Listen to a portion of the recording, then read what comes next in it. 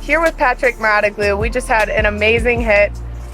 Without sweating. Without sweating. I don't know how. This is not true for me, but it's true for you. I sweat. You did a little bit. But no, I'd love to get to know you a little bit.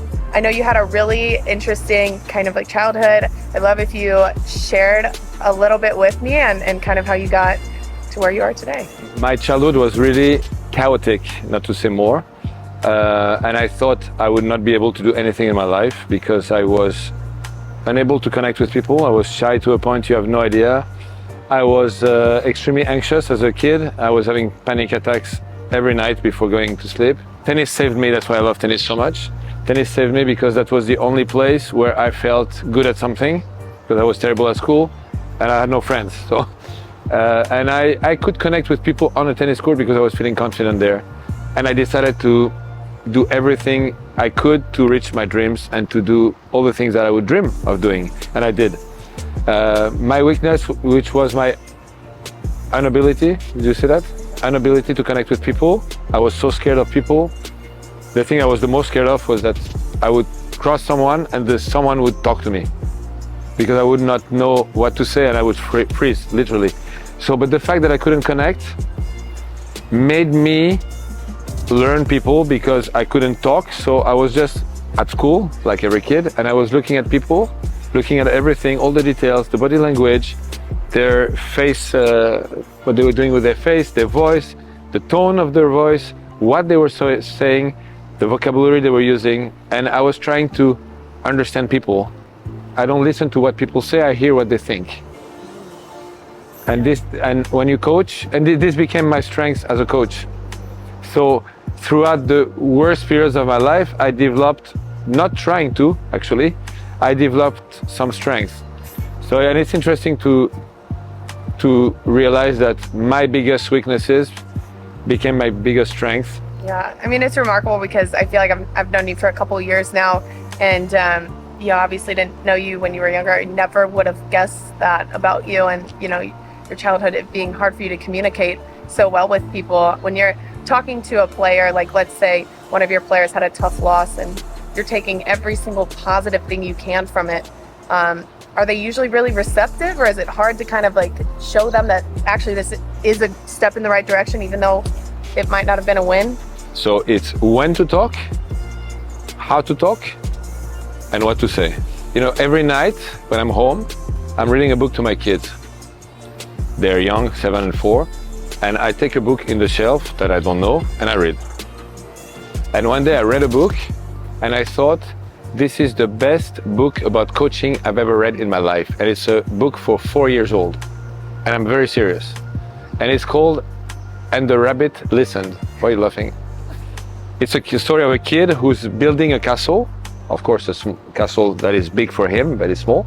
And birds come and they destroy the castle. So the kid is desperate. He's crying and he's not even crying, he's desperate. And one by one, all the animals that you can imagine are gonna come and give him an advice. And all the animals come one after the other one. And all this advice he doesn't take. Why? Because they're not coaching him. They're just reacting with their own emotion, what they would do in that situation. But it's not about them, it's about the kid. And that's what most of the coaches do. I shouldn't say that, but this is not coaching. This is definitely, coaching is helping you feel the right emotion, your emotion, take it out, and get ready for what's coming next. And the rabbit comes in, the famous rabbit. And the rabbit comes, and the kid doesn't even see him, because the rabbit is so discreet, he doesn't see him. And the rabbit comes, and he sits like this, next to him, and he doesn't move. And he stays there for a long time. And after a certain amount of time, the kid starts to feel the warmth of the rabbit. He starts to talk to the rabbit. And he starts to take his emotions out, finally. And he takes out all the emotions that all the animals wanted him to take out. And when everything is out, he turns to the rabbit and he said, I'm ready to build again. And it's going to be amazing. You know, the right timing is the timing of the player, as I said, and most of the time, I don't say a word, the player just takes it out. And once he takes it out, first of all, after 2 minutes, he feels better. Even sometimes he's very angry and he has to take it out. No problem, I'm here for him. So he can take it out, no problem. If he's angry, he can shout, I have no problem. Take it out. Once he took it out, I can feel even his body language completely changes. He's relieved. He took it out, and then we can talk. Okay, last question for you. You've coached so many people, I feel like all different levels, the academy, Serena, all the professionals. What do you as a coach look for in a player? What are some good qualities that you would be like, that's a player I want to coach? I look at three things. Three. How driven are they? How driven? How confident are they? And how ambitious are they? So those three things. If you're not ambitious, I don't think you're going to go very far. If you don't believe in your ambition really hard, every time you're going to have a tough moment, you're going to lose faith. So how confident are you in your ability to become great?